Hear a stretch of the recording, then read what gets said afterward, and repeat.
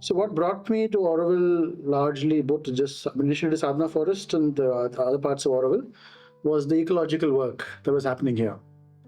But as I was getting older, I was in my early 20s, 21, 22 years of age, basically at this point. But as one grew up, I also started getting interested in spirituality and discovered Sri Aurobindo's philosophy and teachings, and it made so much sense. And so life became much more than just environmentalism. Yeah. Life is much more than. So the whole the breadth and width of Orwell's vision, in a sense, started dawning upon me. And but there was one significant moment I remember there's probably the moment when the penny dropped, like we say. I was at Visitor Center, and I was visiting Visitor Center for the first time, I think, though I've been coming in and out of Auroville. And I read The Mother's Dream. And by now I was in my early 30s now, so it's been 11 years. It's 2016, no, it's 2014. So it's been a good 9 years since I have been coming and going to Auroville for various reasons.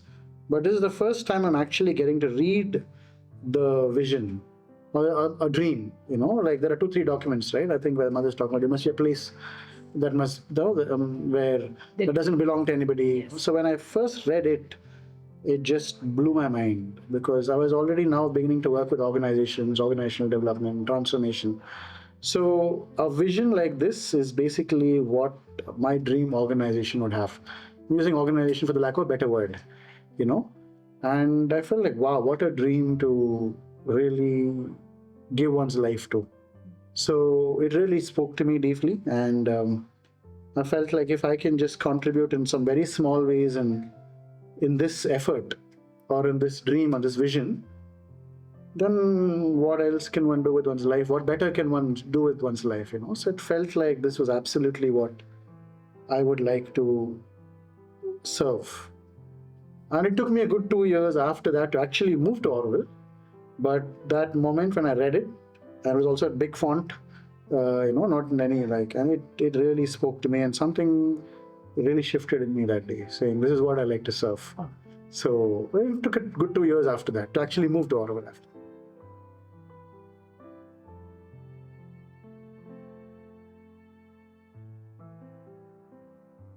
And the last 5 years has made it very, very clear that we are not very different from pretty much most of humanity, or in our level of evolution, in our level of deepening. So we are not very different from pretty much a large section of humanity. So it's knocked off a sense of specialness and a sense of self-appointed superiority, or a self-given superiority, that somehow we are in the crucible of evolution, we are in the the cutting edge of evolution. That sort of delusion, I think it stripped, at least me, I would like to think, of, I might hold a personal arrogance about myself. I'm not discounting that. Yeah, I'm very capable of quite a lot of arrogance and, thinking a little too highly of myself. That unlearning is still a lot of it is still left, personally speaking. But as a community, a certain self-appointed superiority that we might have felt, that to me has, what I see here is not necessarily very different from what we're seeing in other parts of the world. So in terms of the squabbles, how we've approached conflict, how we've approached differences of opinion, leave alone conflict, how we have let differences of opinion escalate into conflict, and it's almost war right now. Well, there's a lot we could have done differently. I think at the very least, to start with, I think we could have held respect for each other, even if we differed in our opinions. We could have been curious about what wisdom might there lie in the other perspective. Yes, I don't agree with you. I have a different perspective with you, but was I curious enough about maybe there's some wisdom in what you're saying? Maybe there is actually something you're seeing in this world through your eyes that I'm not able to see. So instead of automatically assuming that you're wrong and I'm right, and worse, that you're an asura and I'm some kind of a deva, you know. And again, all sides have been throwing these labels around rather easily at each other. That you're a force of darkness, I'm somehow, force of light. So automatically, but has there been enough curiosity? Has there been enough dialogue? Has there been enough trust and respect? Has there been enough keenness to really sit across the table and really listen to each other? And so we have really not, we have an extraordinary opportunity to demonstrate how to work with differences. And it's understandable, a place with so much diversity, people from so many backgrounds, so many perspectives, we will have differences, and there's a beauty to that. But we have an extraordinary opportunity to sit across the table and demonstrate perhaps to the rest of the world how to deal with differences in a world that is now falling apart to pieces because of differences.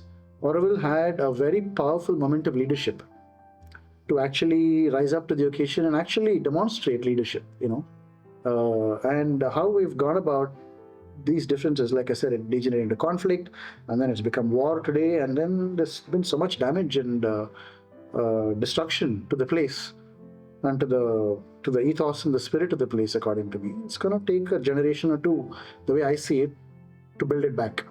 Really? Yeah, because a lot of trust is broken. A lot of trust is broken, and it's not easy to regain trust, so. But it's hard work. We'll have to do it, but I'm just saying it's a lot of hard work.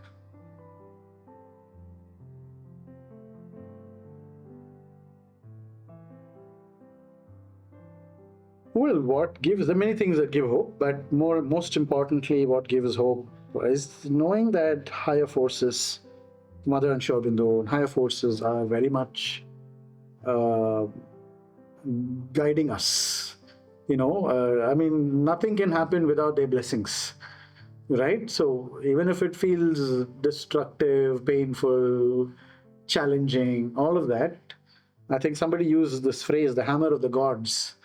The hammer of the gods are here because the gods have willed it in some sense.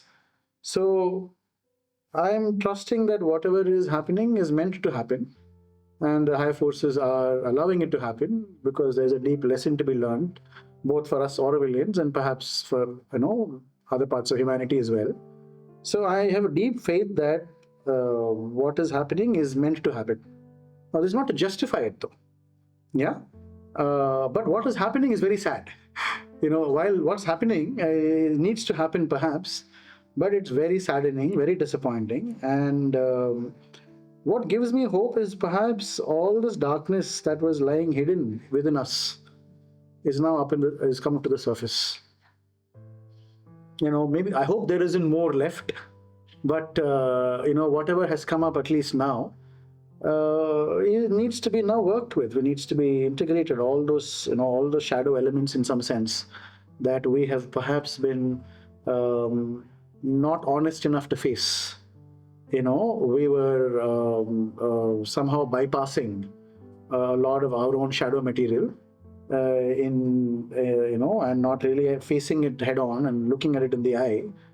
Is now out there in front of us. It's come out, it's spilled all over, and all that poison that we were holding within is now, and I'm saying, I hope there is not more left, but who knows? Human beings are capable of, a lot more darkness than what we imagine. So I really hope now that it's all come out. Now let's see what it means to transform this. So that gives me hope. The higher forces give me hope. Children give me hope. When I see a lot of young people, the young people who still want to move to Auroville, despite all that's happened, they give me hope. And when I go to places like the La School or Deepanam or some of the outreach schools, the joy I see in those children, the twinkle in their eyes, that gives me hope.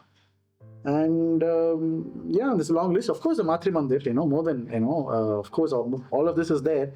But the core of our community is still strong. The Matri Mandir is still standing. It's still such a a powerful place. I don't think anything can change that. So the Matri Mandir gives me a lot of hope, and the Banyan, of course. So it's a long list. One can go on and on.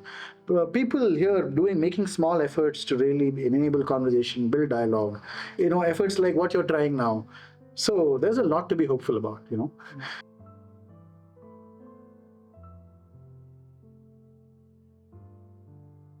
If I thought about this, it'd be a much longer answer, but just from my heart straight away off the bat, I think if we could just really learn to respect each other, I think that's a start.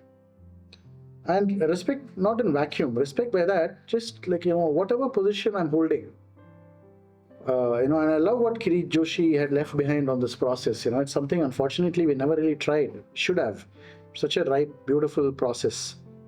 That, I hold a certain point of view, you hold a certain point of view. Should the crown road be a perfect circle, or can it be an oval, for example? Yes. We'll get practical about it. Yes. Now, can I learn to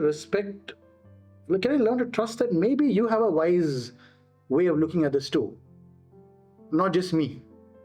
Can I put myself into your shoes and see what is the wisdom behind what you're saying? And could you put yourself into my shoes or in my chair and look at what could be the wisdom behind what this person is saying? Instead of only arguing for, I am right, you're wrong, or my perspective. In fact, he says switch. So can I actually argue your position? Though my perspective is this. Let's say I'm saying it has a perfect circle. You're saying Crown Road needs to be an oval. Can I actually argue your case? And can you actually argue my case? And actually learn to walk a mile in another person's shoes, so to speak. I think that is something we haven't done yet. And I hope I hope it's still not too late to try that, But what I would say right away is a huge requirement is to respect that the so-called other, might also have deep wisdom in what they're saying. They're also the mother's children, not just me. You're also the mother's child, right? So it will be a lot of arrogance of me to assume that she's talking to only me, and I am the only translator of her vision, right? And to me, I think I have a feeling she left us, in her health, in her divine mischief, a very difficult challenge.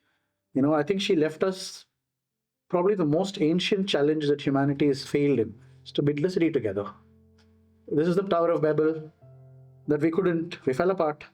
So she, in her divine mischief, I do feel gave us a very difficult challenge, probably the most difficult challenge, saying all you human beings from different parts of the world come together and build a city. Now it's not an easy task. So it would be it would be mistaken of me to assume that I have all the answers and you don't have parts of the jigsaw. And this is a problem that has vexed us for thousands of years. So she didn't give us a simple problem and leave. She gave us a very, very old, archetypal, challenging problem which we have failed at for thousands of years. So the answer also is not going to be that easy. Yes, the city needs to be built, no doubt. But human unity also needs to go hand in hand. I'm not arguing for either or. I don't think one can come before the other. They're both absolutely the two wheels on which this has to move, or the two legs on which it has to move. So I think she was, she's probably having a good laugh right now, looking at all this. That's how I'd like to look at it. The mother's probably having a great laugh right now, looking at all this. But so, can we be really curious rather than assume that you're wrong, I'm right? Can we really learn to discuss dialogue? Forget even discuss dialogue, and can we really bring our hearts together? Maybe that's why heart weaving, not just dream weaving, but heart weaving also to go along with the dream weaving and more. Can we bring our hearts together and really see what is the highest manifestation possible here, rather than, So I do think that there was a lot of scope for dialogue. There is a lot of scope for dialogue and respect and curiosity towards each other. I hope it's not too late yet, to still open some of those doors. So.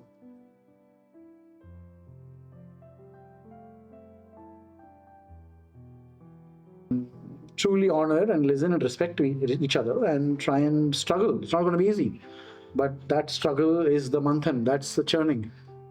A lot of poison will come out of the churning, but there's also nectar at the end of it, So that'll be my invitation to the community, saying let's remain young at heart and not close doors on each other, Amazing.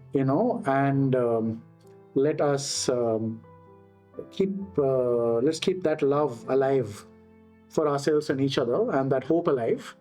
Because if she is really, running the show, then what do we have to lose? Then again and again showing up. Yeah.